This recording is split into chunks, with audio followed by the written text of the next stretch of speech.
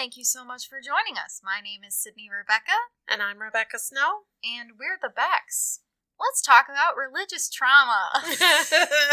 All right, so we're talking about the First Omen. Yes. We went to see it opening weekend. Yeah, so not to be confused with the actual Omen. There really is a movie. The Omen. Yeah. There is a movie called The First Omen. And this movie was just released April 5th of 2024. And it stars Nell Tiger Free, who is the main character. She plays, her name is Margaret? Yes. It also has Ralph Ineson, Bill Nighy, Charles Dance. Those are kind of the most famous people in it. At least the ones that I knew. I don't know people. You know that. Sometimes I know names, sometimes I don't. But I guess Nell was in Game of Thrones. Nell Tiger Free. She was in Game of Thrones.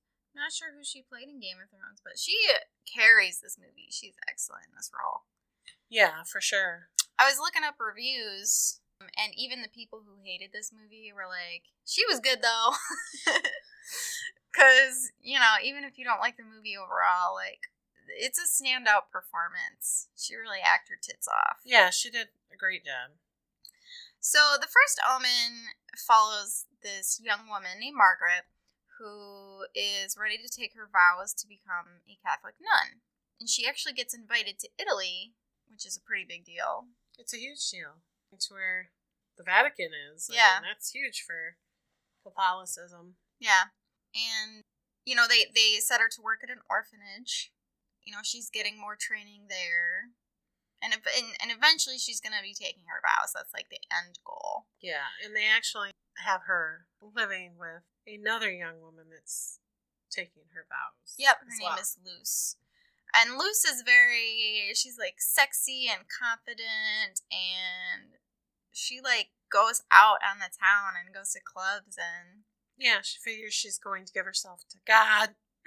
She's going to take advantage of the time she has beforehand, before she takes those vows. She even says something about, why not use it before it's no longer yours, or, something along those lines. Yeah. And, okay, so just to preface this, neither me nor Becky are Catholic. Nope. So, we are not trying to be offensive if we say something off color. We don't know anything. Yeah. I was raised Baptist. I was raised Methodist. So, yeah. I had lots of friends that were Catholic, but no idea. Yeah. So, basically, nuns take a vow of celibacy because they marry Christ. That's kind of my impression. Yeah, and I believe they wear rings on their ring fingers, stating that they are in a relationship with God. Yeah, and I mean, it's not sexual or anything like that, typically. Well, listen, this movie is weird. It is weird. So Margaret we learn early on that she's kind of troubled. It seems like she has some kind of anxiety disorder or something. Several times in the movie, she's praying very fervently. Yeah. Hands and knees, near tears, hysterics. And we learn throughout the movie that it's because she was a troubled child, also an orphan, and Bill Nighy's character, who is Father... I didn't realize that was Bill Nighy. I really just was so engrossed in the film that I did not notice. Well, it's not Bill Nighy. It's Bill Nighy. Nighy? Yes, there's a big difference. Okay, I was super confused. He played... Oh, God, who does he play? Cardinal Lawrence. So, yeah, he takes a special interest in her case, and he's actually the reason that she, becomes so engrossed in her faith. She really he really gives faith to her, and it's a great comfort to her. One thing I really like about this movie is, as far off the rails as it gets later on, I never feel like it's disrespectful to Catholicism itself. No. You know how some movies are kind of a satire on religion or cults or whatever, and it's it has that flavor of, like, disrespect. You know, like, how could anybody be stupid enough to believe in shit like this, you know? Yeah. And I don't feel like this movie ever does that. Maybe it's because, and this is one thing that I find funny, is, like, this movie proves kind of the existence of, like, demons at the very least, or, like, monsters. Yeah. See, I don't know. I don't really know. Not a big, I read the whole Bible kind of person, so forgive me. But I've always believed that in order to believe in good and saintly and heavenly, that you have to believe there's bad and evil and demonic things out there too, because I think it's just like they go together. Yeah, like, it's always about... It's a balance. Yeah, it's like perspective, or like, It's like subjectivism, right? Because how can you tell that something is the best option if there are not worse options out there, you know? True. So she gets to Italy, and at this point in time, it's the 70s. It's like 1971, I think. That was a long time ago. Becky wasn't even alive yet. Becky wasn't even alive. I was thought about, I'm sure. And there are some, like, protests and riots happening in Rome at this point. And she actually, when she's, you know, taking the taxi from the airport to where she'll be staying at the orphanage with Cardinal Lawrence, he remarks on the fact that, you know, a lot of it has to do with the workers and workers' rights, but it's also like an upheaval and a departure of the young people from all points of authority. You know, they're like rebelling against all points of authority. And most notably, he says, this includes the church. It's kind of a prelude to what's to come in the rest of the movie, because it's literally why the movie happens is because people are moving away from the church, and they are trying desperately to stop that. They get to the orphanage, and Margaret meets all the little Italian children, and she doesn't know how to speak Italian yet. They actually kind of have to teach her a little bit. She learns pretty quickly, though. Yeah, I was super impressed with that. Well, I mean, if you're just dropped into a country and they force you to learn the language. Yeah. Not that she was there against her will or anything, No. but like, but I mean, it's exposure therapy, right? It's easier to learn a language when you're surrounded by it. Yeah. So she meets her promiscuous, not really, I mean, it isn't. She doesn't seem promiscuous. I think she just seems a little wild. Like she could be, I'm air quote, promiscuous, but you don't really see that. Yeah, she just likes to flaunt her body while it's still hers and not God's. She's very flirtatious. Yeah. She convinces, and this shocked me, she convinces Margaret to go to the club. Dressed very scantily. Yes. Very. Which, keep in mind, I was like, it wasn't even that scantily in my opinion. It wasn't, but for her it really was. She was super uncomfortable. She did not want to go out in that outfit at all. Yeah, her girls were front and center. Yeah, they were. And so she goes to the club. She actually does manage to loosen up a little bit because Luce convinces her to do some shots. But then she blacks out. Yep. And she doesn't remember anything. Nope, she wakes up back at their apartment. And she's super hungover. One thing I thought was funny is in the movie, like, she has a bunch of kids screaming and coming up to her and yelling, and she's like, you could see that she's wincing and hungover and trying not to be mad at them. Mm-hmm. She notices right away that all of the nuns, and even to a smaller degree the other girls, because it's an all-girl orphanage, they're all kind of hostile towards this other girl named Carlita. Yeah. And when Margaret asks about Carlita, it's not that they're trying to, like, withhold information about the girl to Margaret. It's just that, you know, she's the troubled kid. You know, she was sort of locked up in her room for biting another girl. Yeah. And, like, she has these wild impulses or whatever. And Margaret immediately, like, relates to this girl. Yeah. She's very angry that she's locked up by herself and not able to interact. Yeah, she sees a lot of herself in Carlita. Exactly. And Carlita just seems like a very shy, withdrawn girl who, instead of being helped like Margaret was, she's being punished. She's being punished, yeah. Harshly, too. The nuns were very adamant that she didn't deserve good treatment because of how she acted. Yeah. Like, they had restraints on her bedposts and stuff like that. And so not only are the nuns kind of mean to Carlita, there's also this one nun who's very creepy. She's super creepy. I think she was named, but they don't, like, call her by name a lot. She's just, like, she's constantly whispering in Carlita's ears, and she's wandering the halls at night. And smiling, this creepy smile. Yeah. It's not like a comforting, like, friendly smile. It's just a really creepy one. Yes. Which I will say that this movie does a really good job atmospherically of... It doesn't rely a lot on jump scares. There are a couple, but they're not... You know how, like, sometimes movies have jump scares and they just piss you off? Yes. I didn't feel like the jump scares were like that in the first one. No, not at all. I felt like they were tasteful. And there weren't a lot of them, which I think makes a big difference. Because if you use something like that sparingly and you use it intelligently, it can actually be more powerful than just having a bunch of jump scares everywhere. Yeah, exactly. The atmosphere of this orphanage is really creepy. It's like they don't have electricity. Did you notice that? Like, she walks around with candles a lot. There's candles on the walls. Yep, that's right.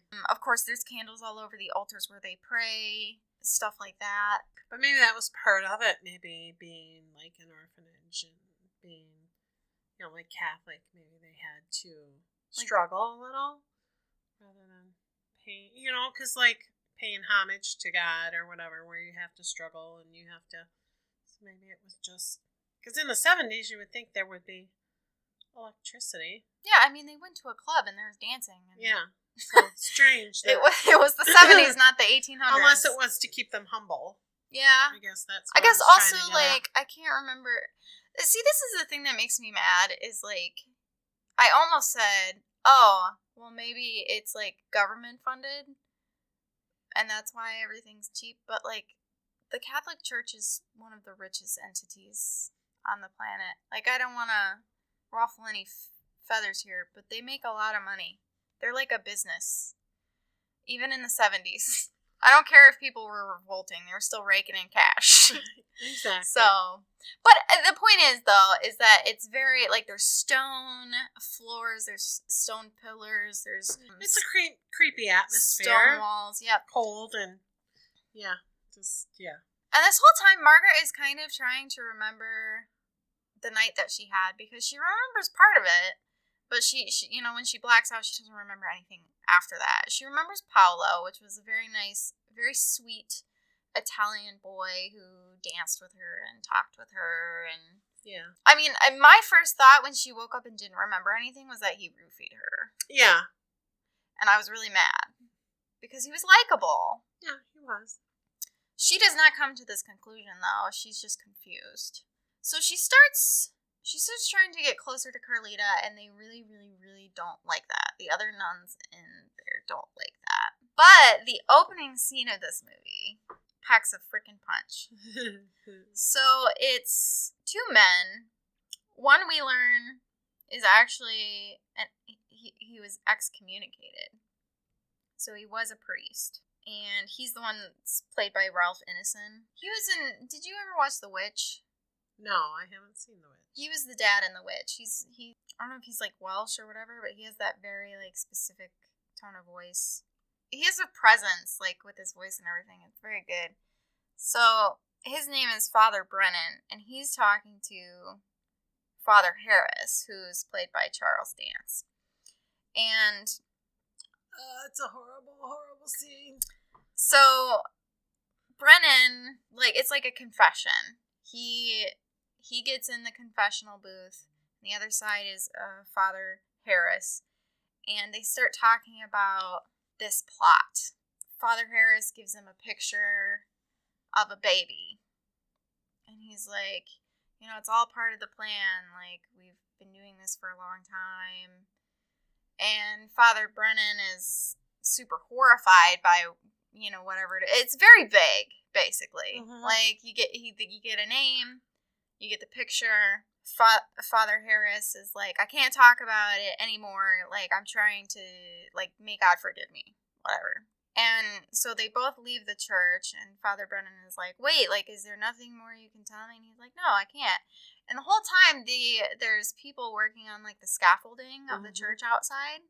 They're trying to hang up stained glass windows, which, gorgeous.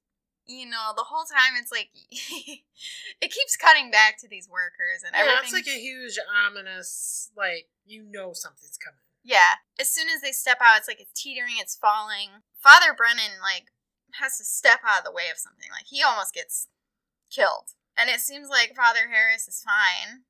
And Father Brennan is even like, hey, you okay? That was really scary. And Father Harris is like, yeah, I'm fine. But then he turns around and, like, this pipe had completely carved apart part of his head.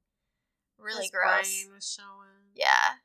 Yeah, it was very, like, as far as opening scenes in movies go, like, that pretty much set the tone. Pretty traumatic, Which, yeah. this is not the last time that somebody dies conveniently.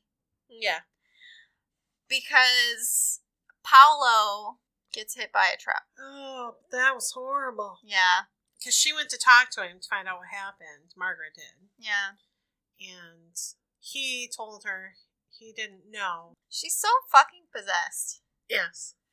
So, so she went to speak to him. Well, she just saw him on the street. She saw him, yep. So she went to speak to him and ask him what happened. And he just, like, ran away from her and was like, I'm sorry, I didn't know. I didn't mean for this to happen. Look for the mark. Look for the mark. And she's like, what? What are you talking about? Bam!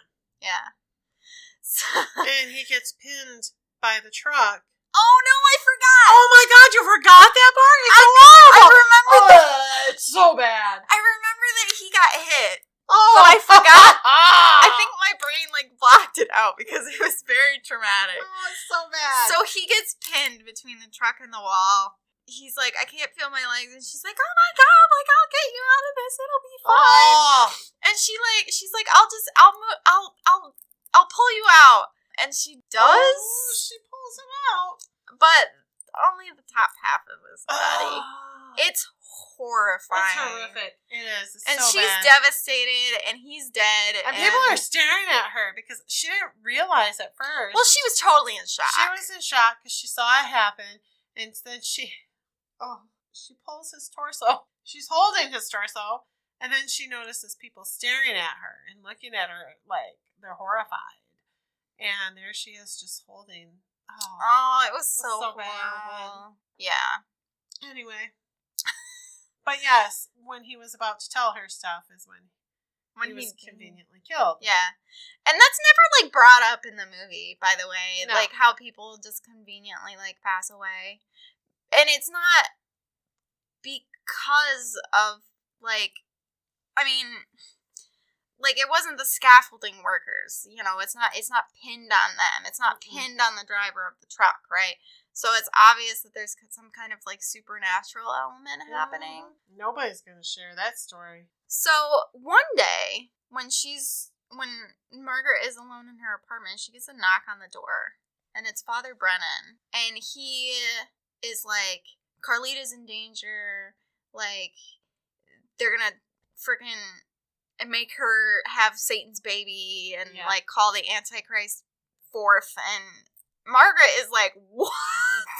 Get out of my house, you crazy person. Yeah. Like, what the hell is wrong with you? Because she's super devout. Like, she, you know, the church is her saving grace, I guess. She's, and to have someone come and challenge everything that she's been told. And the people that she cares about. Because, I mean, with, her mentor being the cardinal, that's a high position in the church. Yeah. So the implication, of course, is that he's involved somehow. Yeah. And this does not please her. So she tells him to fuck off in the most politest Catholic way. But she starts to get niggling feelings. Because, again, it's like how all the other nuns treat Carlita is horrible. And she actually, like, at this point in the movie, I don't think she saw, like, how Carlita was restrained and stuff. And I think it really triggered her. Yeah. Like, because it's revealed, of course, that she was treated very harshly at the orphanage that she was at when she was having her behavioral issues. And the person that got her out of that was the cardinal. Yeah. Back when he was just a father, I think. So she's like not totally on board with, like, the superstitious aspect of it, but she is scared for Carlita, and so she starts to pay closer attention. She does not like how that one nun is creepy and talks to Carlita and whispers things in her ears. No, that nun is really creepy. She's scary. Yeah. It really bothers her. But, I mean, Margaret really makes an effort to still try to include Carlita. You know, they have, like, this whole, I don't know if it's like a spring celebration that they're having, but they do, like, dances, and there's food being made and laundry being done, and it's very celebratory. I can't remember if it was actually a holiday or not. But that one nun, she gets up on the roof and looks down at Carlita and Margaret and says, "This is all for you." And then she douses herself in gasoline, lights herself on fire, and then hangs herself off of the banister. Yep, throws herself off. In front of all of these children. Small children, yes. And it's truly horrible. Like, it's just horrible. Yeah. There's a lot of horrible things in this movie. Just bad. Of course, this confuses the shit out of Margaret. But again, this is kind of another tick in what Father Brennan was trying to tell her, right? So she's getting all these evidences, and she's like, okay, something's wrong. Something not quite right here. Gotta think about this. And they have another outing. They, like, are gonna tour. Is it an art gallery? I think so. I don't remember for sure, but that's what comes to mind when I think about it. Yeah. It's like a museum of some sort, in any case. Margaret actually kind of pushes Carlita into trying to tell her, like, what has been done to her or whatever, and Carlita really shuts down and gets upset and runs away. And so Margaret is trying to find Carlita and the rest of the museum. It's a big one. And while they're inside, riots break out. Yeah. And they're like, nope, we gotta go. You know, Margaret does find Carlita, and they try to leave. But again, it's like... But isn't that the scene where the nun is like a ghost nun? Isn't she sitting next to her whispering in her ear? Yeah. Yeah. After she had already... So Margaret, yeah, that's another thing I want to bring up too. Margaret starts seeing stuff. Yeah. And she thinks that she's, like, relapsing. Yeah. Because she saw stuff when she was a kid. And so she's like, I think, and this is never overtly stated, but I think she goes through, she's, like, wrestling with her faith, thinking that she's not being faithful enough because... You know, she is seeing this stuff again, even though she wasn't for the longest time. Yeah, and that's where we see her doing the almost feverish praying. Yeah. To I don't know, ward off the evilness. Whatever. She's praying to hold on to her faith, it seems like. Yeah, like desperately grasping at it.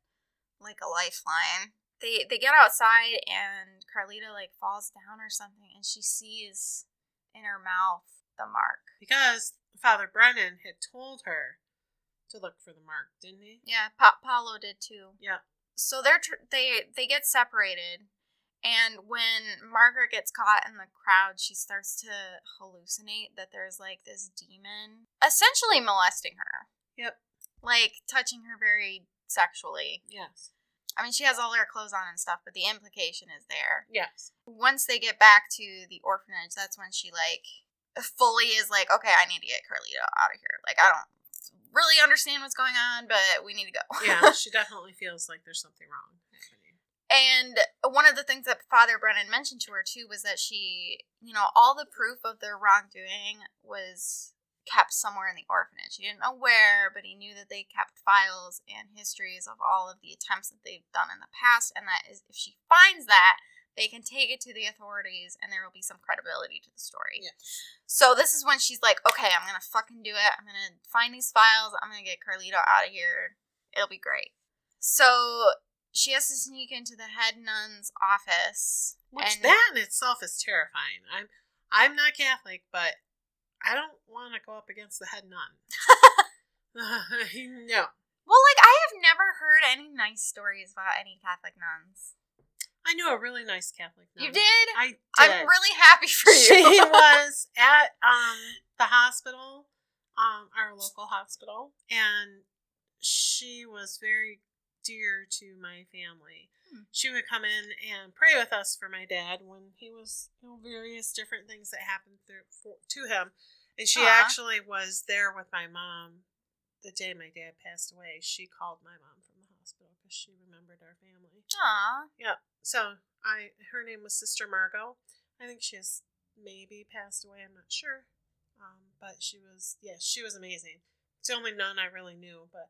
Well, She was nice. I'm glad that she was. Because literally, like, my mom was telling me about how, like, she didn't personally go to a Catholic private school, but she knew somebody who did, and they, like, wrap your knuckles with rulers and stuff. I've heard that, too. Yeah. Ugh. Anyway, that's... Yeah. So she sneaks into the office. She finds this hidden door panel, which, sweet. If I ever get an office, I want a hidden door panel that leads to a room full of occult shit. I'm not sure why you want occult shit. I mean... Let's just ask you for... Just things. For... It's conversation pieces. Okay. They're like, look at this sunken head that I found one time. Let's have a conversation about it. Or with it.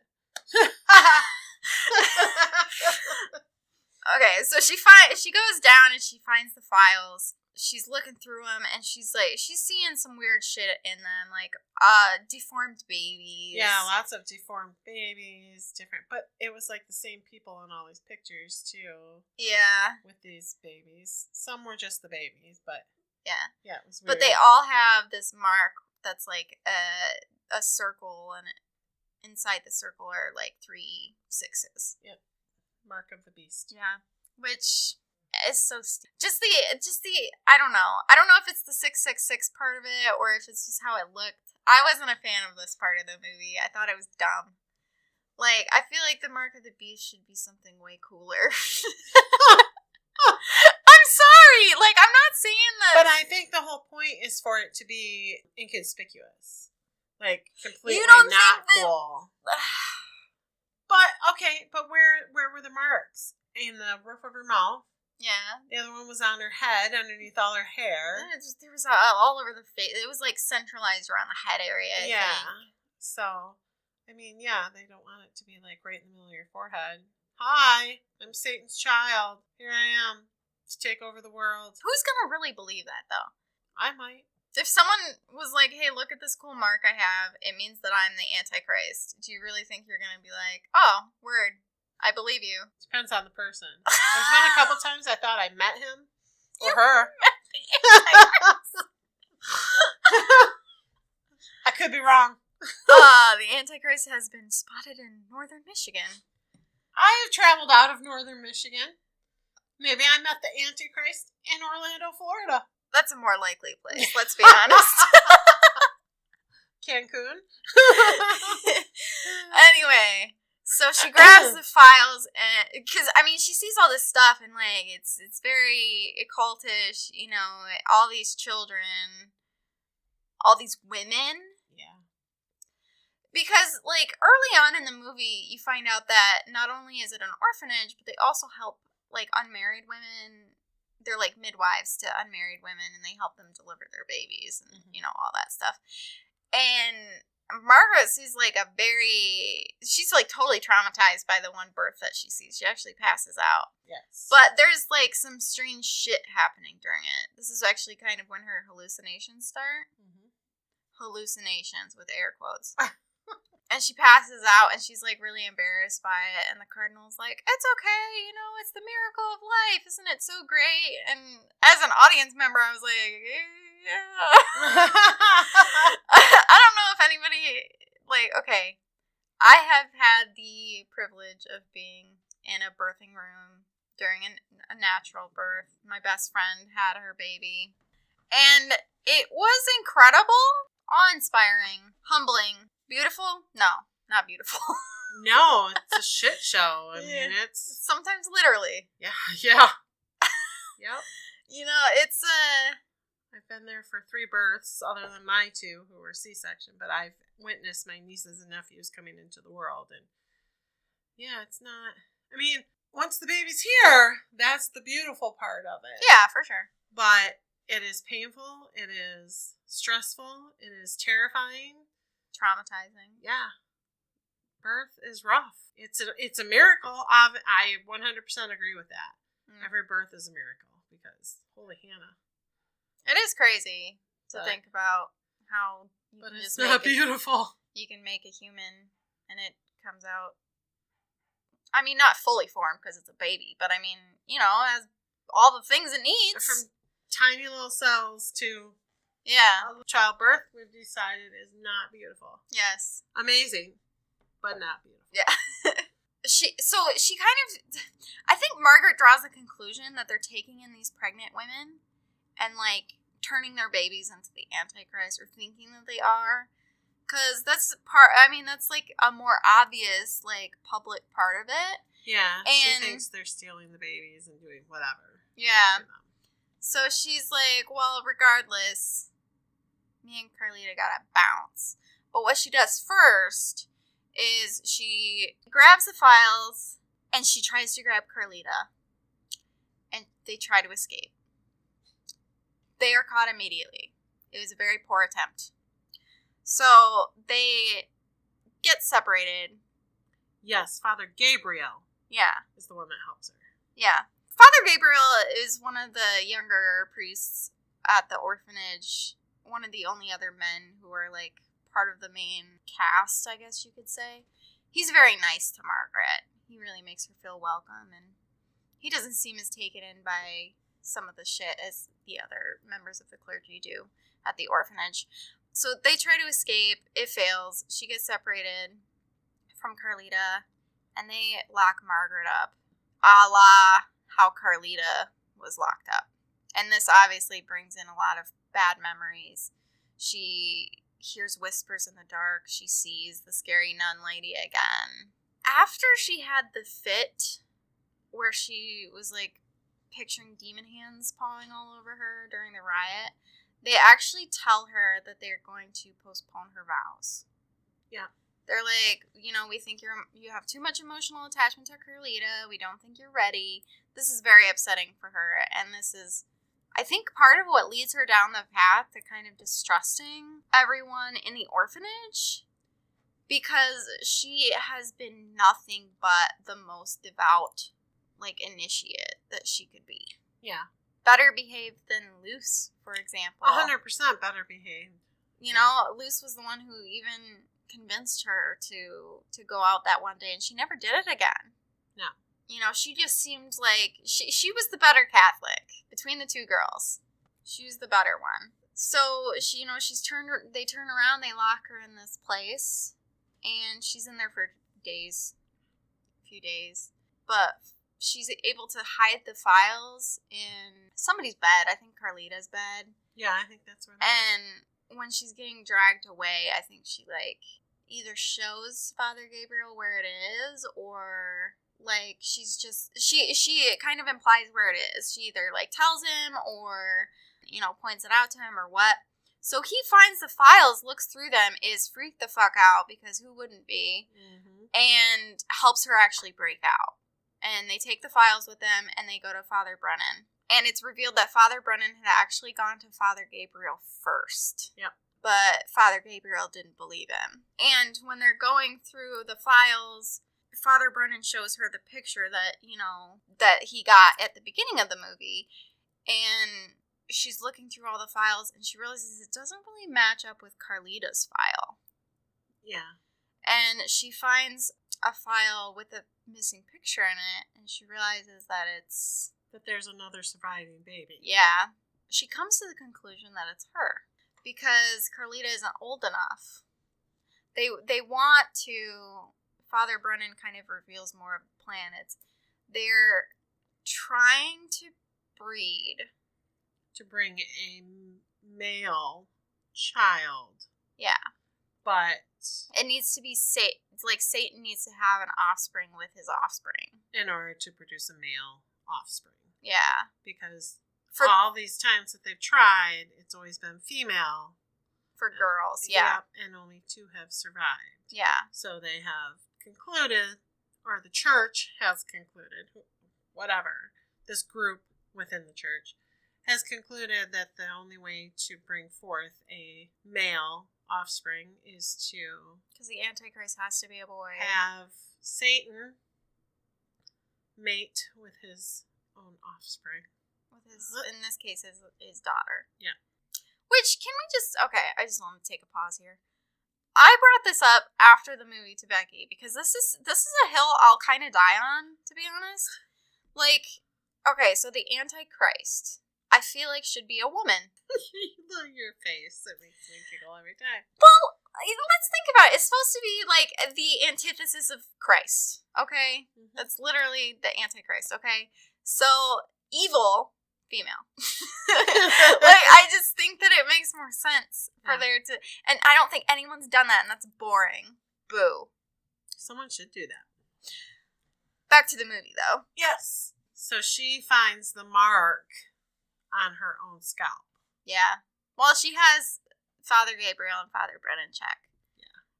Because something, like, just the similarities between her and Carlita's upbringing, the troubles that she had when she was a kid, how they treat her now, like, all of it came together for her, and she was like, oh. And she has a flashback to the night when they tell her all this. She has a flashback and realizes that she was drugged or whatever. She indeed was drugged. The night she went out with Luce.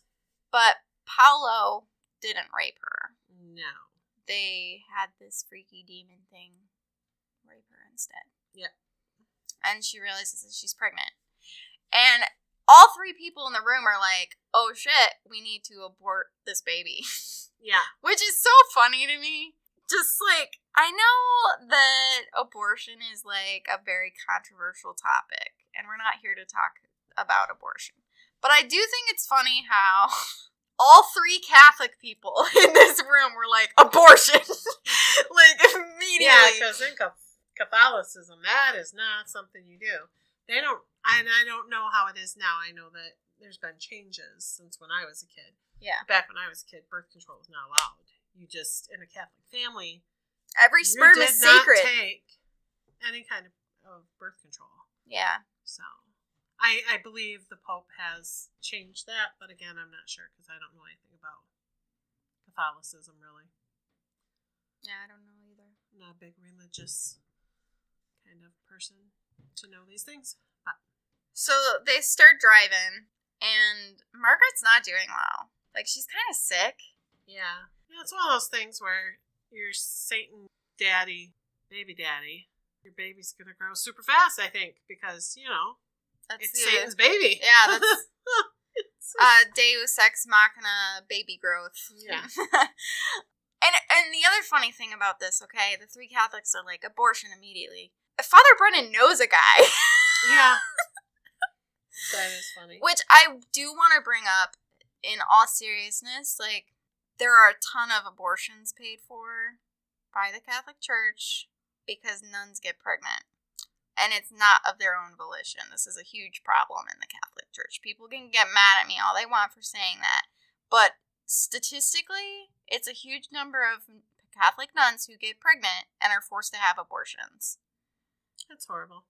It makes sense that Father Brennan would know a guy, which is, it makes me disappointed in his character, because why does he know? So, she's like, I'm bored, though. I mean, it's Satan, it's the Antichrist inside of her, you know? At this point, they're all kind of just like, okay, yep, it's the Antichrist. Like, yeah, we have to do this to save the world. But they're in a very convenient car crash on the way, and this part of the movie is so gross. So she, like, climbs out, and she's, like, having a fit. This is a horrible part of the movie. Like, I was super uncomfortable through this whole thing. Like, it bothered me. Yeah, it's gruesome. So she gets out. She's, like, obviously not herself. She's, like, having a fit. It's almost like a seizure. And her her body starts to contort and her stomach starts to enlarge, and she's like gushing liquid and blood out of, making these noises, these guttural, crazy, scary noises. Yeah, it's very uncomfortable. Yeah, and she like collapses and gets retrieved by her dear old pal, the cardinal, and the head nun bitch, Sister Silva, I think her name is. So she wakes up strapped to a table. Okay, so they like remove the babies from her. But one thing I forgot to mention about the natural birth that happens earlier in the movie is that you literally see it. Mm-hmm. Like, it's the baby coming out. Like, it's pretty realistic. As someone who has witnessed natural birth before, they did a great job. No, they did. In this case, though, they strap her to the table. She's, like, crying. The cardinal's like, you were made for this purpose. You know, you're fulfilling your ultimate purpose or whatever. And he says, and it's kind of a throwback to at the beginning when he was talking about the riots, he said, we need the Antichrist to scare people back into being religious. Yeah. He says it much fancier than that, but that's the general gist of it. Yeah, literally creating the Antichrist so people will be afraid of something, so they'll turn to their faith. Turn back to the church because everyone's lost their faith and they're becoming too independent. How awful is that? That's awful. That's terrifying. Yeah. Drives me crazy. I mean, governments and cults have done worse. Oh, for sure. In other names, you know. So it's not like, it's very believable, to be honest. Like, okay, take out kind of the suspension of disbelief and the absurdity of, like, because even if you're religious, this movie does get, it feels a little hokey at times. Like, it's not that it isn't effective at what it's doing, but it's just kind of silly. Like, I don't know if it's because I'm farther removed from religion than I was when I was a kid or what. I mean, I still am a spiritual person, and I believe that there's a higher power, but, like, it does kind of feel hokey at times. So, if you take out the suspension of disbelief and stuff like that, what the cult church is doing within the main Catholic Church is believable. It makes sense that they would, because the ends justify the means. Yeah. That's a tale as old as time. That's how these people think, you know? Yeah. So, they don't give her anesthesia. No. They just start cutting into her. Cut her wide open. And they, like, take out, instead of, like, cutting into her uterus, or I guess I'm not a medical professional.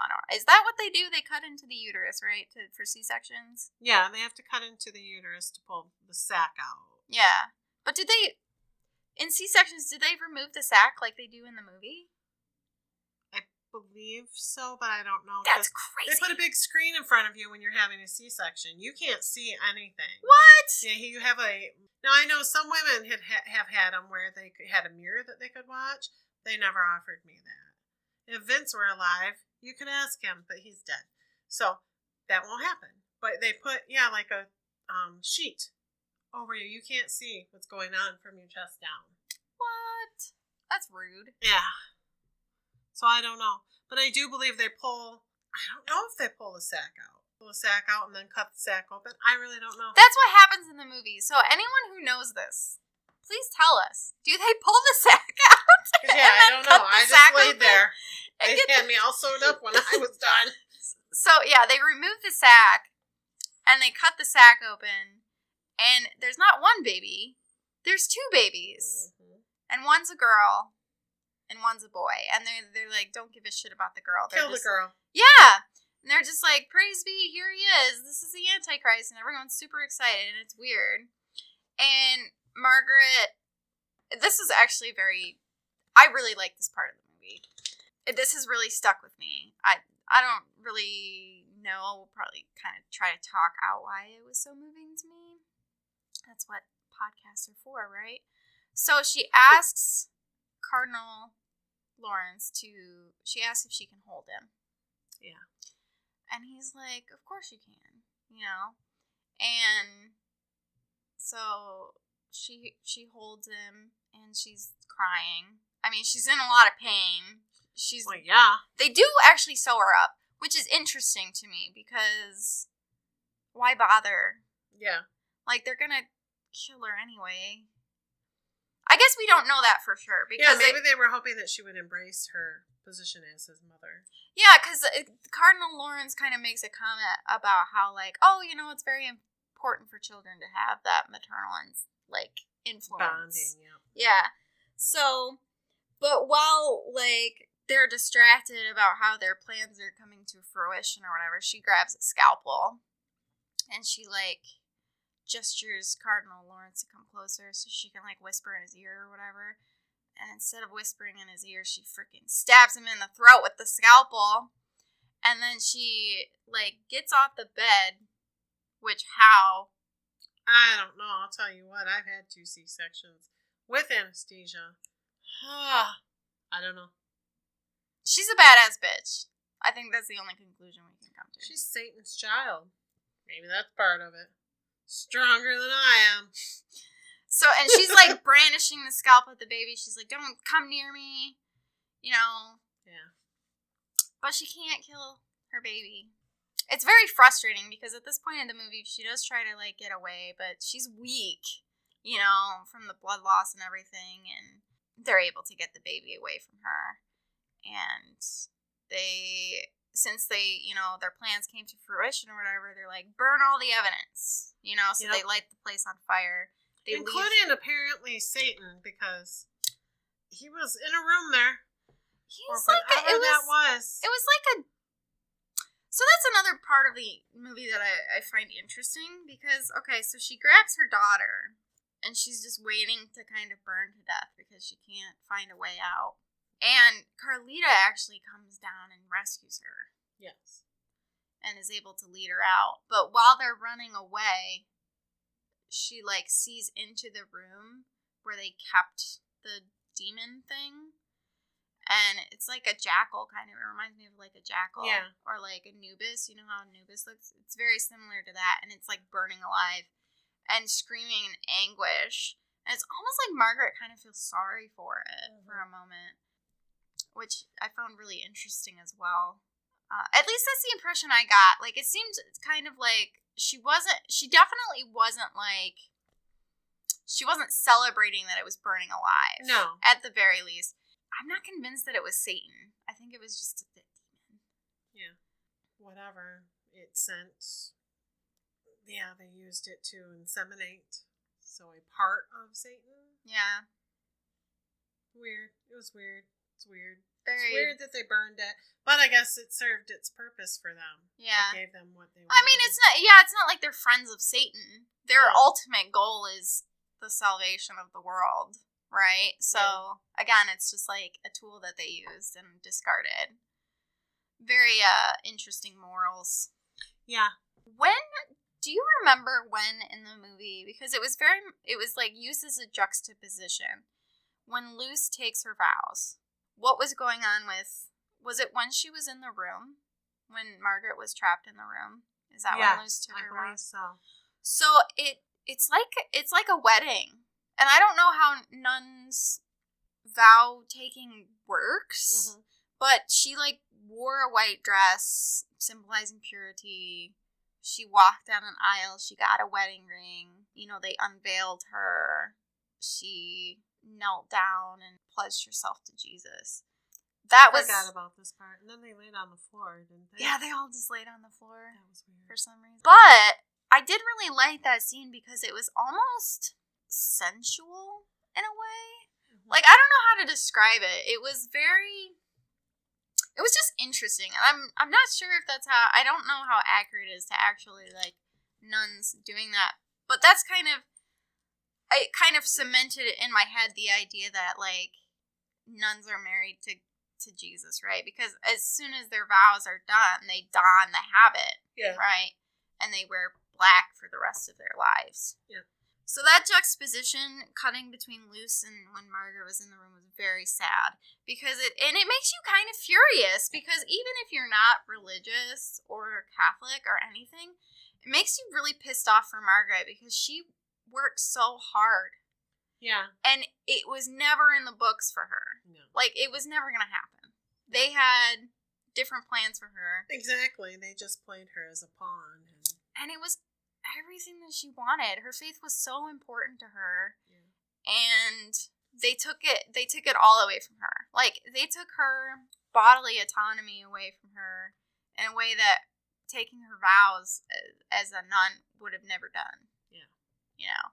Because not only was she, raped, she was forced to have Satan's baby, you know? Exactly. Like, I mean, it's just like the levels of horror. Well, and to find out that you are Satan's child. Yeah.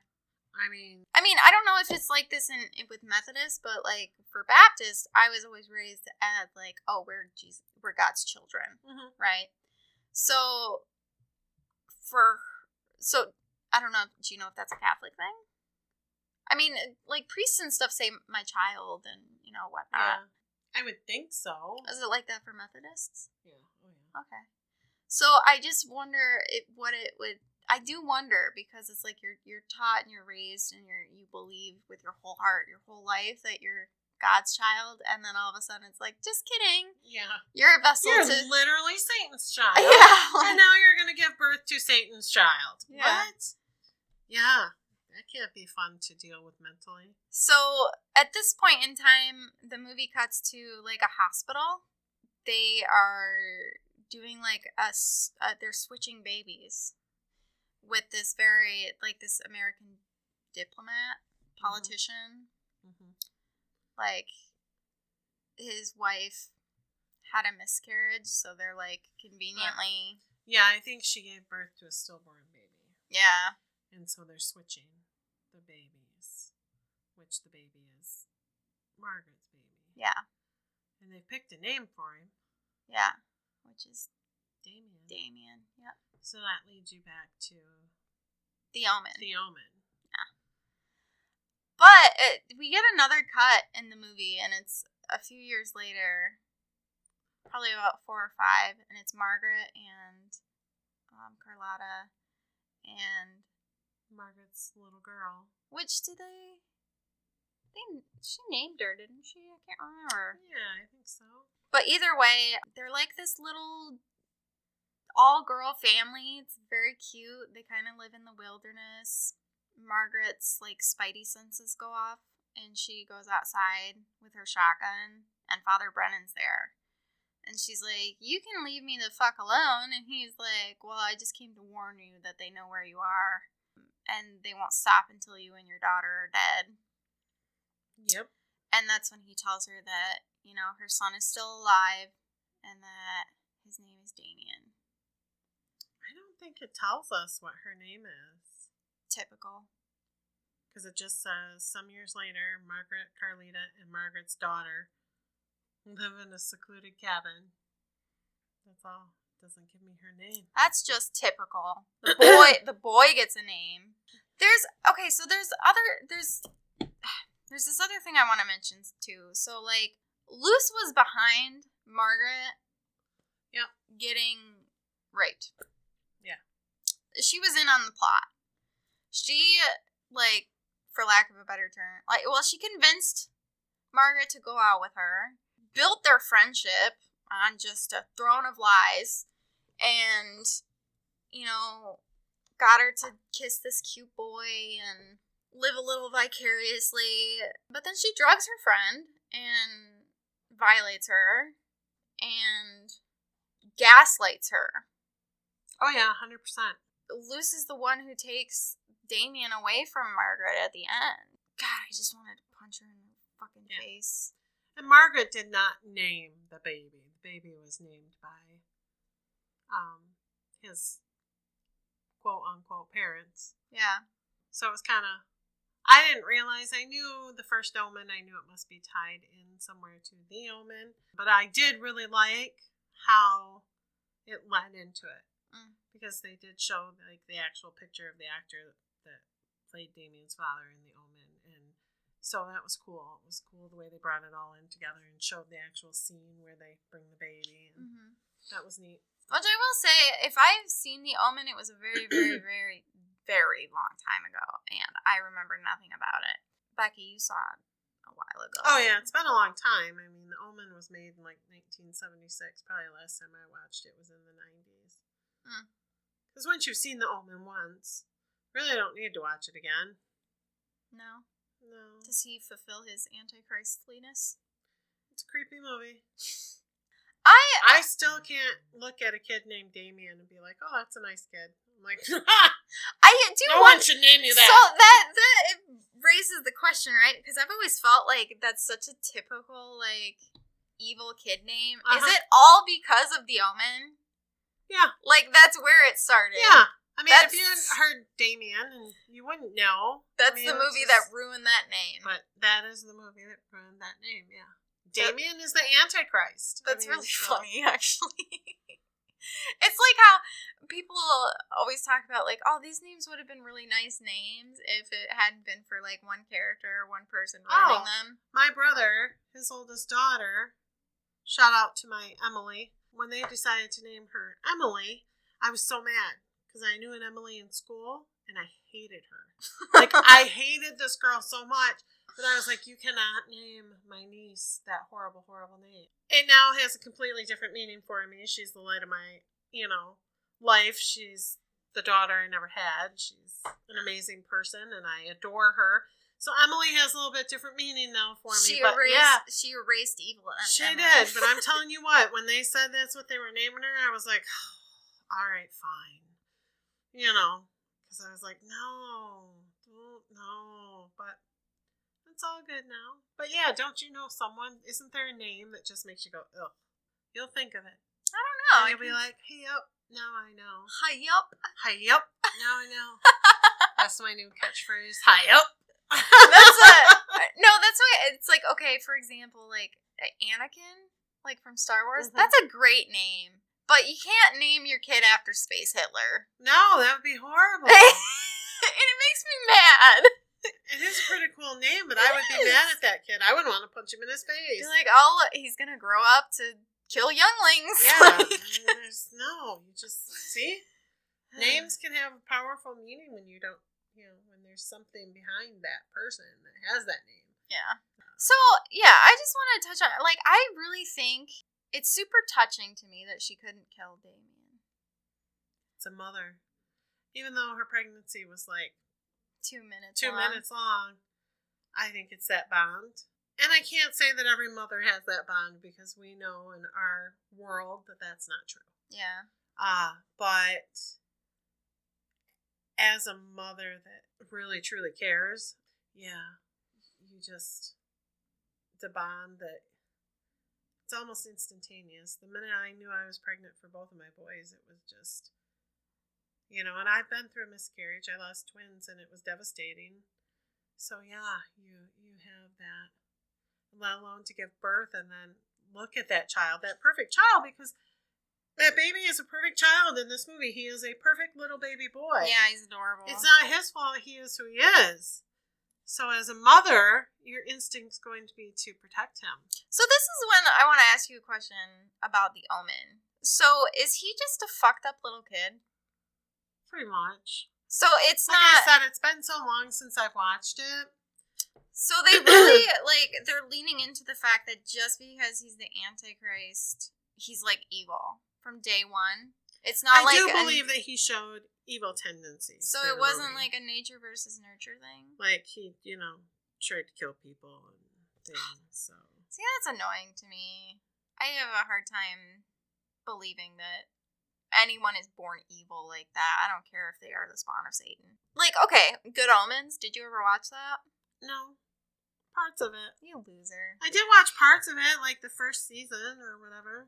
Well, the Antichrist is a kid in that, and their job is to make him be his full potential. Super evil, invite the apocalypse in so that everyone can, Makes sense. Whatever. But the thing is that he's they mess up the baby swap, and he ends up with the wrong family, and this whole time they're trying to make this random kid evil, and he's not even supernatural in any way, and so the actual Antichrist grows up in this very normal suburban town, and he you know, he starts to learn that he has powers, but he's like, he kind of like rejects his birthright, and he's not evil at all. It's like, I like that. That's like refreshing to me. No, and I was just like reading some things about the Omen because like I said, it's been a very long time. But it says that it starts out with like, you know, he's starting to grow up and this dog appears, like a vicious Rottweiler appears, and then you have the nanny that publicly hangs herself, and then Damien refuses to go into a church, like an absolute screaming fit meltdown, and so he's evil from the beginning, and then it just progressively apparently gets worse. But again, I haven't watched it in years, so maybe that's something I should do. Like, now. what was he gonna start sizzling if he stepped on holy ground? Who or knows? something? He might. He's Satan, man. So absurd. Or Satan's child. Whatever. One thing I am looking forward to, though, is if they do make sequels to this, which I think they're planning on, I really want Damien's sister, whatever her name is, if they ever decide to give her a name. I would love it if, like, she becomes, like, a big part of the plot, and she's just, like... I don't believe there's any of her in The Omen, but I could be wrong. Like I said, I was very young when I watched it, so... Probably younger than I should have been to watch it, but... Whatever. Originally. Yeah. So, yeah. So that's the First Omen. Yep. It was a good movie. I'm looking forward to watching it again. Yeah, I'm sure if we watch it again, we'll probably catch things we didn't see in the first one. First round there, not first one, but like I think there's lots of themes to be explored in this movie, particularly about bodily autonomy and like a feminist lens and, you know, stuff like that. So yeah, definitely looking forward to watching it again. Yeah. And it's probably not playing in theaters anymore, but I recommend it as long as you're not someone who has a squeezy stomach, because it's yeah, there's some pretty nasty scenes in there, but like, if you ever wondered what a natural birth looks like, just watch the First Omen. You'll see the baby coming out in HD. Anyway, we are going to be talking about Mall Walk. It'll be the second part for our next episode, so stay tuned for that. Yeah. Today the pod, tomorrow the world. My name is Sydney Rebecca. And I'm Rebecca Snow. And we're the Becks.